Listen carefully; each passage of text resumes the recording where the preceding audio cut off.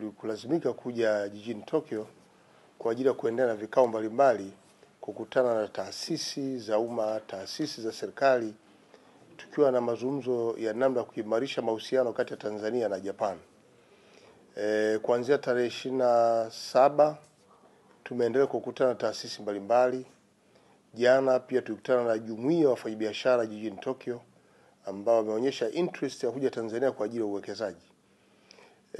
Tumekuwa na mazungumzo mazuri, na mazungumzo yetu hasa tumeendelea kuhakikishia kwamba Tanzania ni nchi yenye mpango mkakati wa kukuza uchumi wake, na moja kati ya maeneo ambayo tumeamua kuyaimarisha ni uwekezaji wa ndani ya nchi. Kama tuna Watanzania wanaweza kuwekeza, lakini tumetoa wito pia kwa sekta binafsi kutoka nje ya nchi, ikiwemo hapa nchini Japan.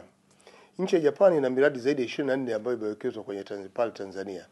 Kwa hiyo wako wafanyabiashara wana uzoefu wa uwekezaji Tanzania, wanaijua Tanzania, na wametusaidia sana katika kueleza faida ya kuwekeza Tanzania.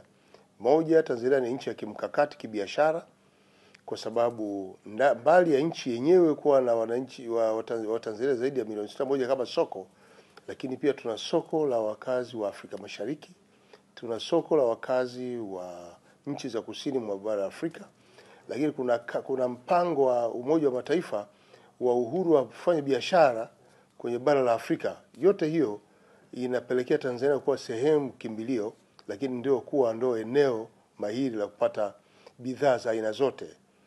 Tukiwa tuna bandari 3 muhimu za bahari ya Hindi, tunazo bandari za Ziwa Victoria, Tanganyika na Nyasa, zinapelekea taifa letu kuonekana kuwa ni eneo zuri kwa biashara. Lakini muhimu zaidi ni kuwa na njia ya usafirishaji ya reli, njia ambayo inakatiza kutoka Dar es Salaam kwenda magharibi mwa Tanzania na kanda ya ziwa. Reli hii inayojengwa kuelekea Mwanza, Kigoma na kuunganisha nchi za Burundi na Rwanda zinaonyesha uwepo wa ubora wa ufanyaji biashara kwenye nchi yetu, kwa ni eneo ambalo linaweza kuwapatia faida wawekezaji. Kwa hivyo vikao vyetu tumeendelea jana na leo, tumeendelea kukutana na jumuiya za wafanyabiashara ambao tumehamasisha uwekezaji kwenye maeneo yetu. Moja kati ya maeneo ambayo tunatoa wito wa kuwekeza ni kwenye viwanda, ili tuweze kuzalisha bidhaa nyingi ziweze kutosheleza ndani ya nchi na kuuza nje ya nchi, na bei itakuwa nafuu. Lakini pia uimarishaji wa sekta ya kilimo kwa mkakati tulionao wa kutaka Tanzania iwe ndio sehemu kimbilio kwa chakula kwa nchi zote zilizo jirani na Tanzania. Tumeendelea kutoa wito huo na tumewakaribisha, lakini hasa tunafungua fursa kwa Watanzania wanaotaka kuingia kwenye biashara, kuingia ubia na makampuni ya Japan, ambao na wao wameridhia kwamba kila kampuni itakayokuja baada ya kujisajili itahitaji kuungana na Watanzania ambao wana makampuni kama hayo ili wafanye biashara.